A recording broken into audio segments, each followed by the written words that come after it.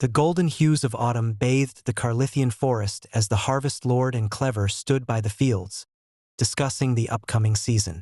A seasonal season that they actually seized with their pumpkin efforts. The air smelled of fresh soil and ripening crops, a time of plenty and preparation.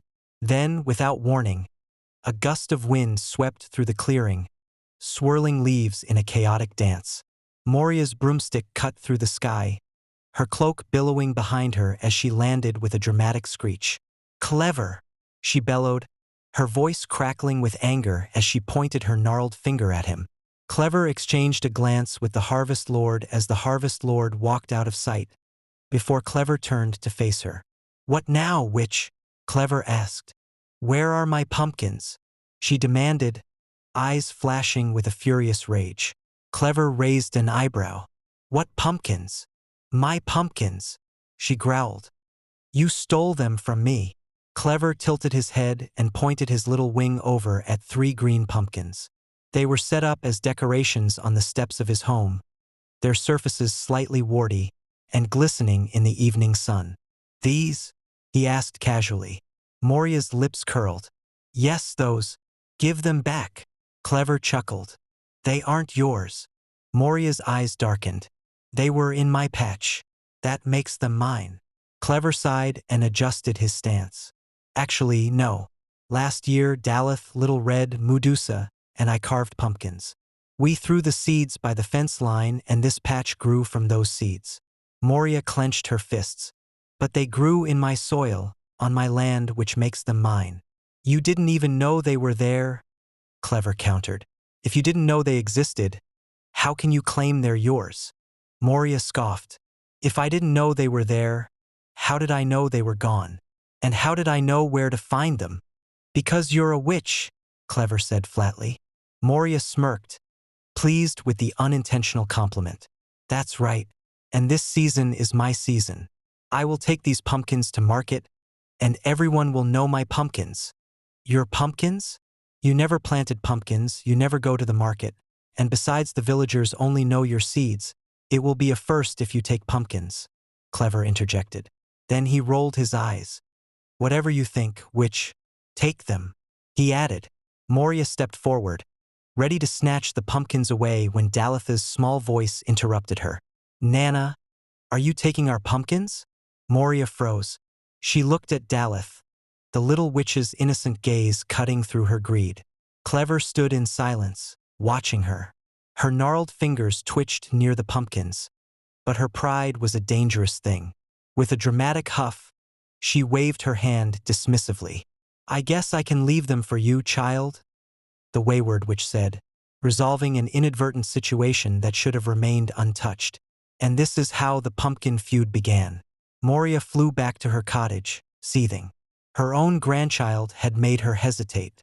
Now she had nothing to take to the market that she had never gone to. The cat and her raven sold her seeds for her in past seasons. No one wanted to buy anything from a witch. The cat named Daniel Thorne, lounging on the windowsill, lazily opened one eye as she stormed in. "Back so soon?" he mused, blowing out rings of smoke from his cigarette. Moria shot him a withering glare. "They stole my pumpkins." Daniel Thorne stretched his back and yawned. "Do you not sell pumpkin seeds for them to plant? Everyone has your pumpkins. You need to be specific, and by the sound and looks of things, it actually looks like you left them behind." She ignored him as always and began flipping through her spellbook. "If they want to mess with me, then I'll give them my best," she muttered. The cat, who had been dozing on the windowsill, sat up. "You mean your worst," he said. "I bet you're going to curse their pumpkins. Well, at least try to," he added. Moria didn't answer. She found what she was looking for and pulled her wand from her cloak. That night, under the cover of midnight mist, Moria crept back to Clever's farm. The fields were quiet except for the occasional hoot of the goofy white owl in the distance and the gentle rustling of crows in the trees. She pulled out a small vial of cursed water, enchanted with rotting magic. With a flick of her wand, she drizzled the liquid onto Clever's 3 pumpkins, whispering an incantation.